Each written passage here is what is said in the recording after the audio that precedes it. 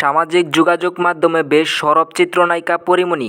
প্রায় সময়ই ছেলে পূর্ণর সঙ্গে ছবি এবং খুনসুটির ভিডিও শেয়ার করেন তিনি। সম্প্রতি ছেলেকে নিয়ে সুন্দরবনে ঘুরতে গেছেন এই নায়িকা, আর সেখানে গিয়ে মোহনীয় লুকে সবার নজর কাড়লেন পরীমনি। গত 14ই আগস্ট নিজের ভেরিফাইড ফেসবুক পেজে কয়েকটি ছবি শেয়ার করেন তিনি। এ সময় পরীমনির পরনে ছিল সাদা শাড়ি, সঙ্গে সিলভার রঙের ইন্ডিকেট জুয়েলারি। খোলা চুলে আর হালকা মেকআপের মোহনীয় রূপে ক্যামেরায় ধরা দিয়েছেন তিনি। এদিকে নায়িকার সৌন্দর্যে মুগ্ধ হয়েছেন ভক্তরা।